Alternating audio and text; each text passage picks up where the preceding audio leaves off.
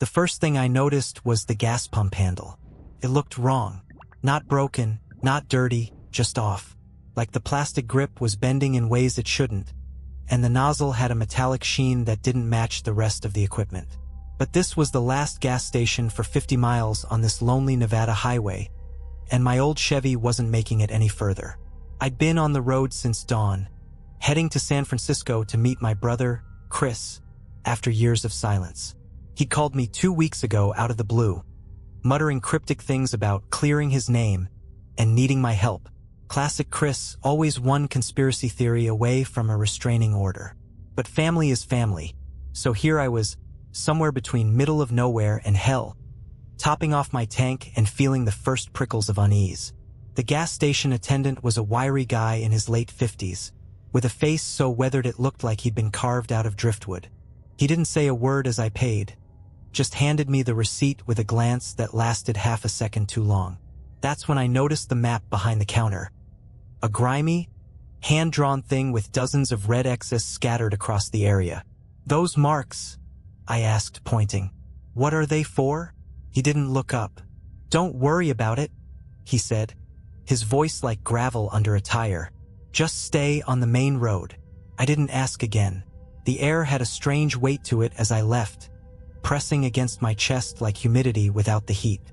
I couldn't shake the feeling that I was being watched, even as I pulled back onto the road and the station disappeared in my rearview mirror. 10 miles later, my radio cut out. No static, no faint whispers of a far-off station, just silence. Then my headlights flickered.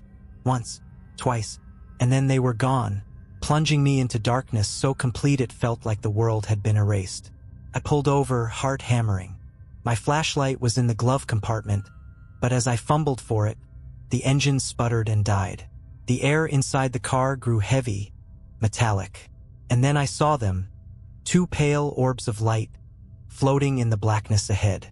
Eyes, I thought, until they blinked out and reappeared 10 feet closer. I froze, gripping the flashlight like it was a lifeline. The lights hovered in the darkness, bobbing gently, as though whatever they belonged to was breathing. I thought about honking the horn, then remembered the car was dead.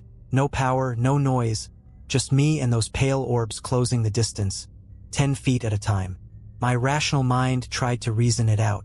Maybe it was some kind of animal. Coyotes? No, their eyes don't glow like that. A truck? But there were no headlights, no engine sounds.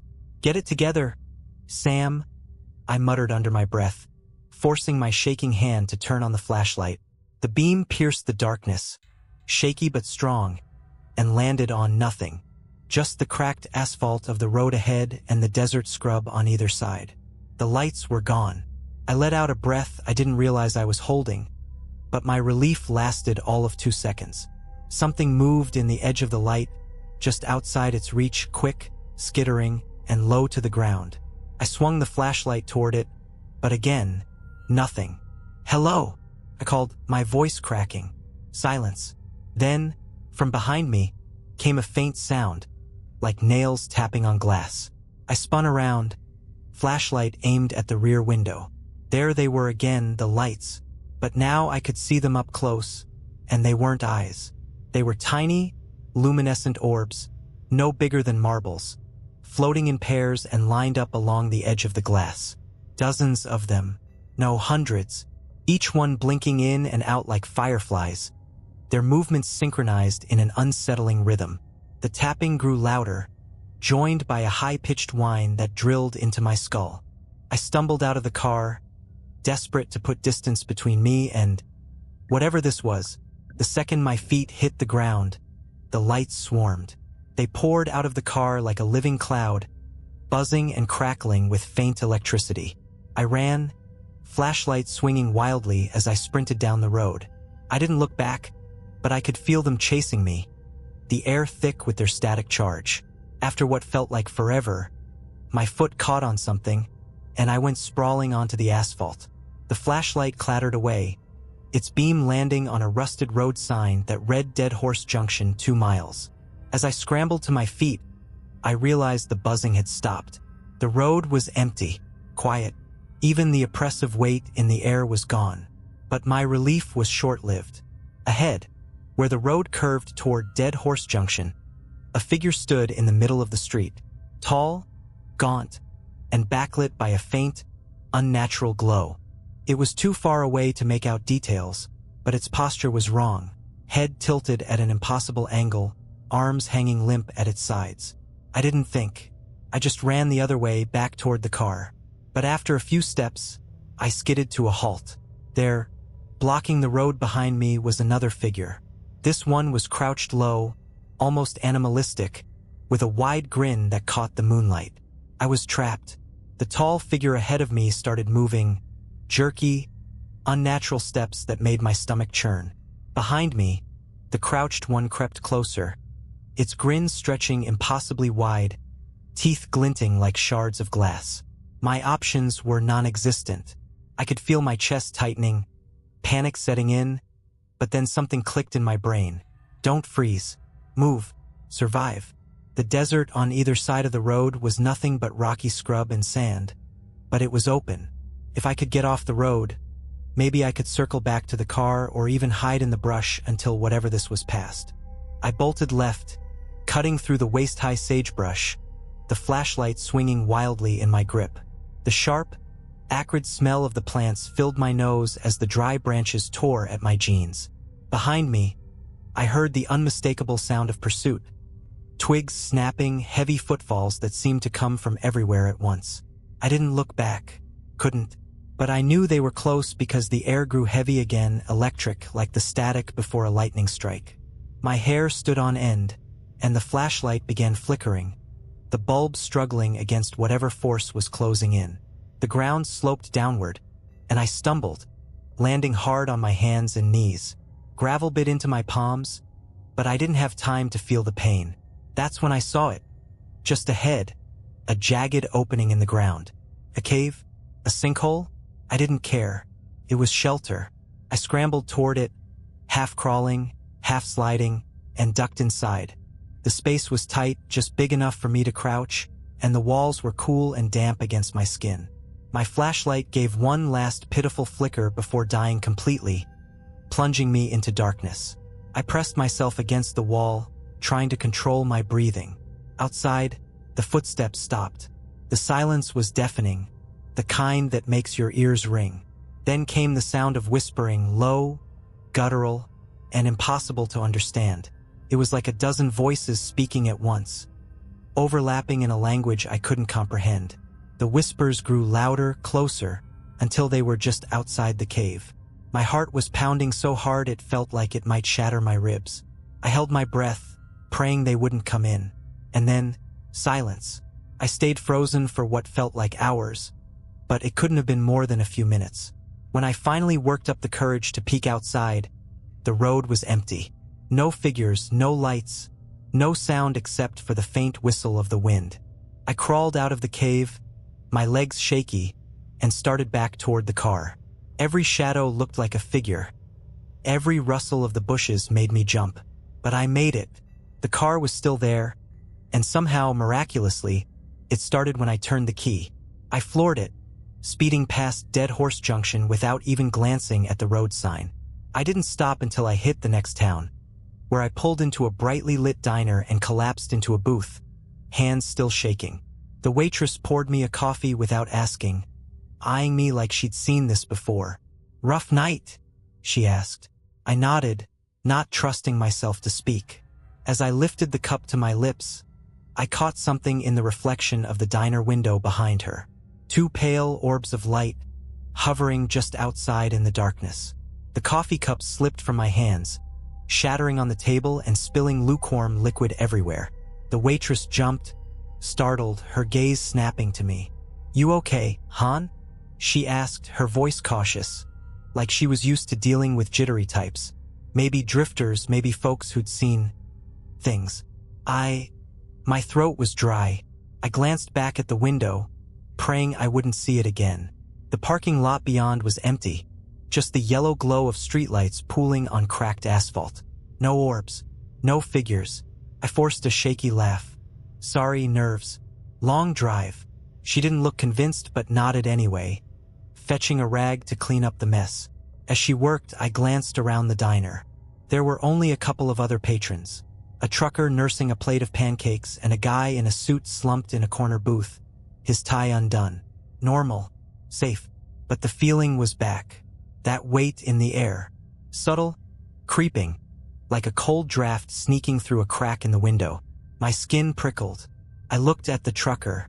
He was staring into his plate, chewing methodically, but his hands weren't moving.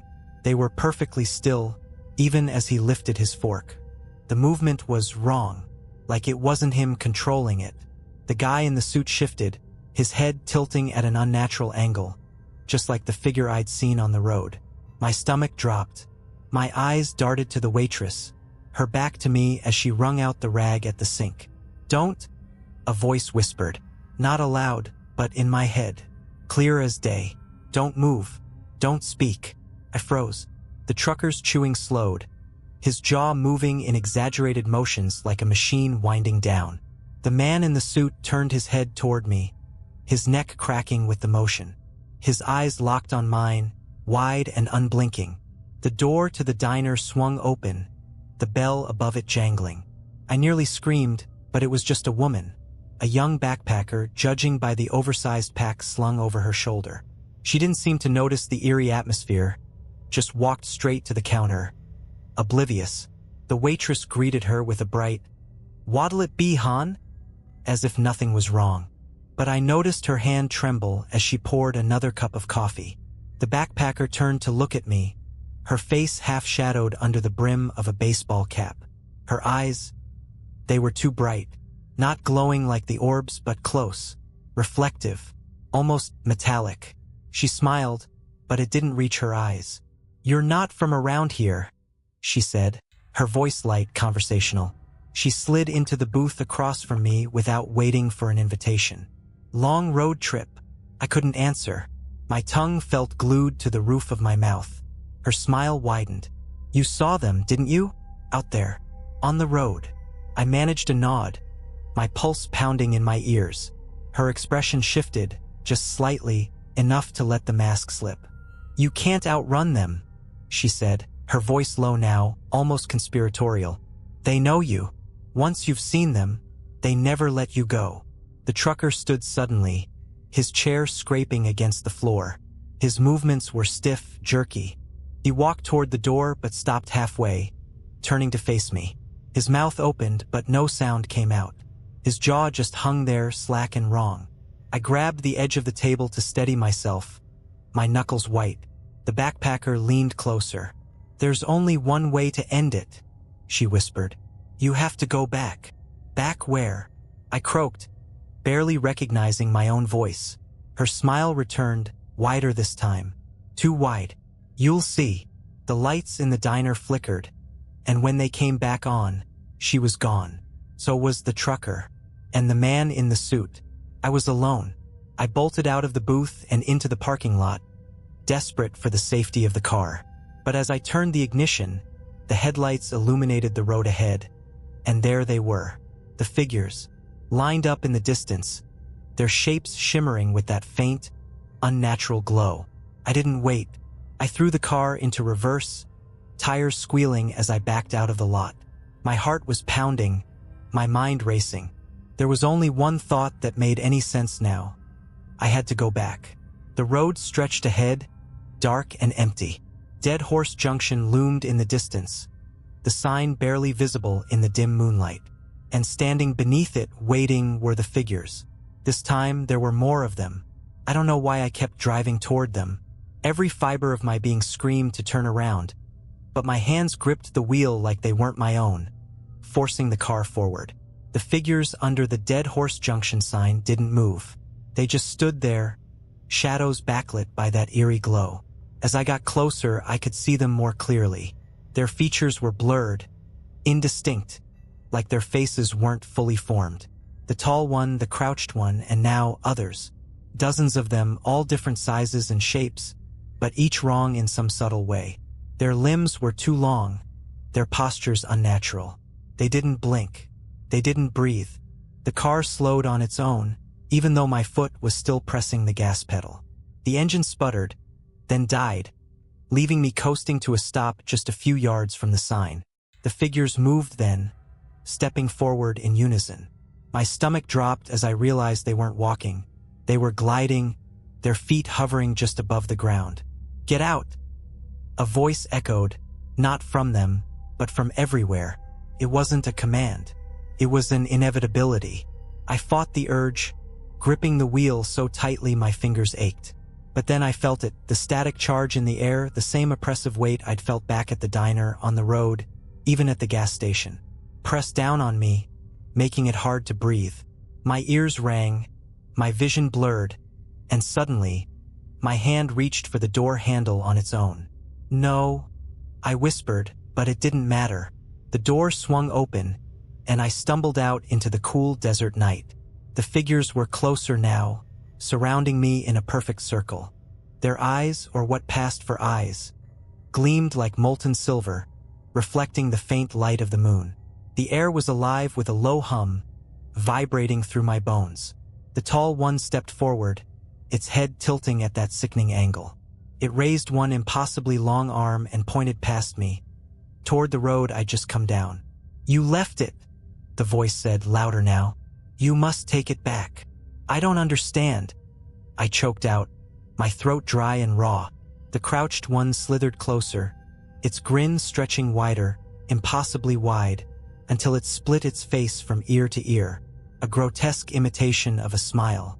It pointed too, its finger trembling as if barely containing some terrible energy. Behind them, the glow intensified, and I turned to see the source. It was the orbs, the same pale, floating lights I'd seen on the road. But now they were swirling together, merging into a pulsating mass. The light grew brighter, hotter, until it formed a doorway, a perfect, circular portal hanging in the air, humming with that same bone-deep vibration. "Take it back," the voice said again, and this time I understood. The backpacker's words echoed in my mind. "You have to go back." Back to what? The road? The gas station? The diner? Or before I ever started this trip? Before I ever saw them? The portal pulsed, beckoning. The figures parted, leaving a narrow path for me to approach it. I hesitated, every instinct screaming at me to run, but I knew there was no escape. Not now, not ever. I stepped forward, the heat of the portal washing over me. The figures watched, unmoving, as I crossed the threshold. When I opened my eyes, I was sitting in my car. The sun was just rising, casting warm, golden light over the desert. The road stretched ahead, empty and quiet. My hands were steady on the wheel, the engine humming softly beneath me. I checked the clock on the dashboard. 6:15 a.m. Exactly the time I'd left my apartment the previous morning. It was like nothing had happened. No lights, no figures, no whispers. Just me, the car, and the open road. But when I glanced in the rearview mirror, I saw them. Pale orbs of light hovering in the distance, watching. And I knew they were waiting. I sat frozen, staring into the rearview mirror as the orbs hovered like distant stars, blinking in and out. My hands trembled on the steering wheel, but I couldn't look away. They weren't chasing me. Not yet. They just hung there, watching, as if they were waiting for me to do something. My mind raced.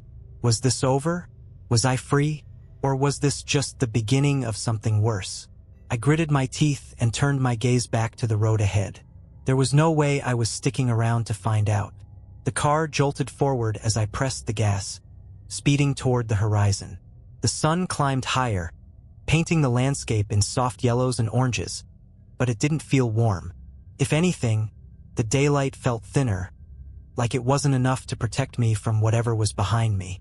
After what felt like hours of driving, I spotted a sign. Fort Garland, 30 miles. Civilization, people, safety. But as I approached the small town, my stomach knotted. Something was wrong. The streets were deserted, the houses dark. No movement, no cars, just an eerie stillness, like a movie set abandoned in the middle of filming. I pulled into the town square, the tires crunching on gravel, and killed the engine. My pulse thundered in my ears as I stepped out, half expecting the figures to emerge from the shadows. But the square was empty, silent. I approached a diner, its neon sign flickering faintly in the daylight. The door was unlocked, swinging open with a low creak as I pushed it. Inside, the tables were set, coffee cups and plates still in place, but no people. I picked up one of the coffee mugs. It was cold, the liquid inside congealed. Judging by the layer of dust on the counter, this place had been abandoned for weeks, maybe months. A low hum filled the air, faint at first, like a far-off engine. I turned, scanning the room, but there was nothing, just the flickering neon sign outside casting uneven light through the windows. Then I saw it, a shadow moving past the diner's window. It was quick, darting almost like it wasn't walking but floating. I ducked behind the counter, my breath shallow. The hum grew louder, more insistent, vibrating through the floor. I risked a peek over the counter and saw them, the figures. They glided into the square, their movements slow and deliberate. There were more of them now, maybe 20 or 30, all different shapes and sizes but sharing the same unnatural fluidity. They formed a circle in the middle of the square, the same eerie choreography I'd seen at Dead Horse Junction. And then I saw it, the glow. Started faint, just a shimmer in the air, but grew rapidly. The portal, the same swirling, pulsating mass of light and energy. It hovered in the center of their circle, bright and menacing. I realized with a sinking feeling that this wasn't an escape. I hadn't left them behind. They'd let me come here. They'd brought me here. The glow intensified, and the figures began to move, one by one, stepping into the portal and disappearing. Their bodies dissolved into the light, leaving behind only the faintest traces of their shapes. My legs felt like lead as I watched. I didn't want to move. I didn't want to run. But something inside me knew that staying still wasn't an option. They'd left the portal open. They were waiting for me. I stood, my body trembling, and stepped out into the square. The figures were gone, but the portal loomed, its heat and energy pulling me toward it. "Take it back," the voice echoed, louder than before. It wasn't just in my head this time. It was everywhere, vibrating through the ground, the air, the very fabric of the town. I stumbled closer, every instinct screaming at me to stop, but I couldn't. The pull was too strong. As I approached the portal, I thought I saw something inside it. A reflection. Maybe? No, it was clearer than that. It was me, sitting in my car, driving down the same highway, the same stretch of road I'd left this morning. And then it hit me. This wasn't about going back to the start. This was about erasing it, undoing it, erasing me. "No!" I shouted, digging my heels into the ground. The portal pulsed angrily, the pull growing stronger. I reached out, grabbing the edge of a metal lamppost, holding on for dear life as the force threatened to drag me in. The voice thundered now, deafening. "You cannot leave. You are part of it now." But I wasn't ready to give up. Not yet. Summoning every ounce of strength I had, I turned and bolted, sprinting toward the car. The portal's pull lessened as I moved away, the glow dimming. I threw myself into the driver's seat and turned the key. The engine roared to life, and I floored it, speeding out of the square and back onto the highway.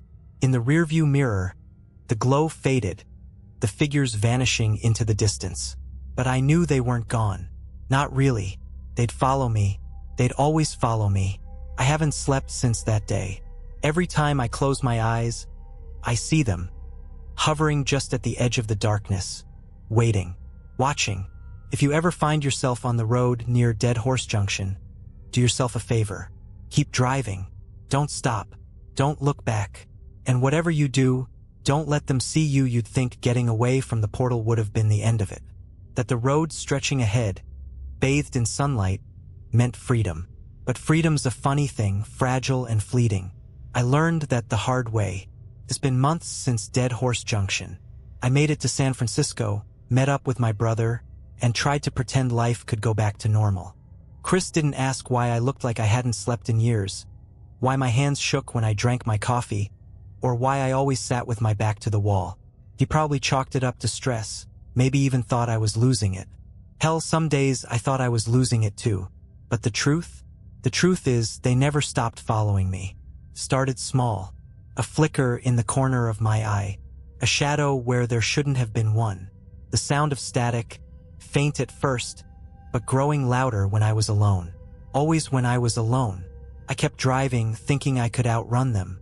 If I stayed on the move, kept the horizon ahead of me, maybe they'd lose interest. But no matter where I went, no matter how far, they were there. Waiting. The first time they showed themselves again, I was in a motel just outside Reno. Cheap place, the kind where the bed creaks if you so much as breathe. I was brushing my teeth, staring into the mirror, when I noticed it, the faint glow behind me. Two pale orbs hovering in the reflection, just over my shoulder. I spun around, but the bathroom was empty. The second time, it was worse. I was at a gas station in the middle of the night, pumping fuel into the Chevy. The air was quiet, too quiet, and then I felt it, that weight pressing down on my chest. I turned, and there they were. Figures, standing at the edge of the parking lot, their outlines shimmering like heat waves. They didn't move, just stared, watching. I left the pump running and drove off, the nozzle still attached to my car. Now I don't stop at night. I don't stay anywhere for more than a day. I keep moving, keep the car rolling, even if it means driving until my vision blurs and my hands go numb on the wheel. But here's the thing, they're getting closer. Last week, I caught one in the rearview mirror. Not a distant shadow this time, but a figure sitting in the back seat. It was barely there, just a faint silhouette, but I felt it. The air grew heavy, the static louder, and when I turned around, the seat was empty. Yesterday, I woke up to find the car covered in handprints. Hundreds of them, smeared across the windows, the hood, the doors. Each one was too long, the fingers too thin, the palms too wide. And now, tonight, I'm writing this from another motel somewhere in Arizona. The walls are thin, the heater barely works, and the flickering fluorescent bulb outside my window hums like it's alive. I've locked the door, jammed a chair under the handle, but it won't matter. They're here. I can feel it, the static in the air, the weight pressing down on my lungs. They've never come this close before, never stayed this long. I don't think I'm getting out this time. If someone finds this, if you're reading it now, take this as a warning. There are things on the road you're not meant to see. If you ever feel like you're being watched, if you notice the static, the shadows, the glow, keep driving. Don't stop. And for the love of God, whatever you do, don't let them follow you. The days since my escape from Fort Garland have been a blur. I thought putting miles between me and that godforsaken town would give me peace, but the terror follows me, silent and relentless. The orbs appear at night now, hanging in the periphery of my vision no matter where I go. Parking lots, hotel windows, even the shadows under the bathroom door. I can't sleep. I can barely eat. Every second feels borrowed. Last night, I made the mistake of trying to leave the highway. I'd been driving for hours, the gas gauge dipping perilously close to empty, when I spotted a dirt road winding off into the desert. A small sign read Amber Pines 5 miles. It wasn't marked on my map, but it was a chance to refuel and maybe find some answers. The dirt road felt endless, the uneven terrain rattling my teeth as I followed the fading tracks into the emptiness. By the time I reached Amber Pines, dusk had settled, casting the tiny town in an orange haze. It was smaller than Fort Garland, just a handful of buildings arranged around a dusty square. A gas station stood on the far edge, its single pump rusted but functional. I pulled up and got out, grateful for the cool desert air. As I filled the tank, a movement caught my eye. A man stood in the doorway of the gas station, watching me. His face was shadowed, his features indistinct, but something about the way he stood, still, too still, sent a shiver down my spine. "Need anything else?" he called, his voice echoing unnaturally in the open air. "No," I said quickly, finishing the pump and replacing the nozzle. "Just gas." He didn't respond, didn't move, just kept watching as I climbed back into the car. I backed out of the station, my tires kicking up a plume of dust, and turned toward the square, hoping to find a diner or motel. The last thing I saw in the rearview mirror was the man stepping back inside, the door creaking shut behind him. The square was eerily quiet, just like Fort Garland had been. No lights, no people. But one building stood out. A church, its steeple casting a long shadow in the fading light. A faint glow emanated from within, flickering like candlelight. Desperate for human contact, I parked the car and approached, the gravel crunching loudly under my boots. Inside, the church was empty, save for a single figure kneeling at the altar. It was a woman, her head bowed, long hair cascading over her shoulders. She didn't seem to notice me as I stepped inside. "Hello," I called softly. She turned and my blood ran cold. It was the backpacker from the diner. "You shouldn't have come here," she said, her voice calm but laced with something sinister. "They're already watching." "Who?" I demanded, my voice shaking. "What do they want from me?" She smiled that same too-wide smile, the one that split her face like a grotesque mask. "They don't want you. They want what's left." The air grew heavy, that same suffocating weight I'd felt before. The glow in the church intensified, the light gathering into a single point behind the altar. My legs moved without my permission, carrying me closer to the pulsing mass of energy. "No," I whispered, trying to stop, to fight, but it was like my body wasn't mine anymore. The backpacker's smile widened, her teeth glinting in the flickering light. "You've been marked, Sam. You've always been marked." The glow exploded outward, engulfing the church in blinding light. I felt myself being pulled, yanked through the air like a leaf caught in a tornado. And then, nothing. I woke up in my car, parked on the shoulder of the highway. The sun was rising, the desert stretching endlessly around me. My heart raced as I checked the clock on the dashboard. 6:15 a.m. Again. This time there were no orbs in the mirror, no figures on the horizon, just the open road. But I know better now. It's not over. It never will be. Because every night, when the world goes quiet and the darkness creeps in, I see them, just beyond the headlights, just out of reach, waiting. The days that followed were worse than anything I could have imagined. Not because of what I saw, but because of what I didn't. The figures, the orbs, the portal, they were gone. But the absence wasn't a relief. It was suffocating. I couldn't sleep without dreaming of Dead Horse Junction. Couldn't drive without checking the mirrors every 30 seconds, expecting to see something, anything, lurking behind me. But nothing came, and that was the worst part. I tried to move on, checked into a cheap motel in Arizona and threw myself into anything that might distract me. TV, books, even journaling like some kind of self-help project. But it was pointless. Every night, I sat on the edge of the bed, staring at the window, waiting for the glow to return. Didn't, until it did. It was late past midnight when I saw it. A faint shimmer in the motel mirror, just for a second. I froze, my breath catching in my throat, and stared at the glass. Nothing. But when I turned the bedside lamp off, there it was again. A flicker of movement, just beyond my reflection. "No," I whispered, backing away. My mind screamed at me to run, but where would I go? This wasn't about a place anymore. It was about me. I was the tether. The mirror pulsed, and the glow returned. This time it wasn't subtle. The surface of the glass rippled like water, light pouring out in waves, filling the room.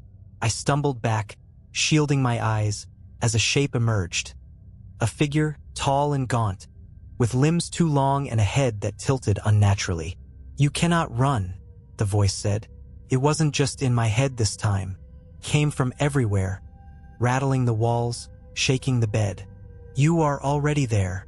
The light surged, blinding me, and when I opened my eyes, I was standing on the highway. Dead Horse Junction.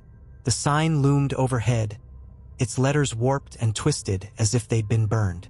The air was heavy, electric, and the figures surrounded me in a perfect circle.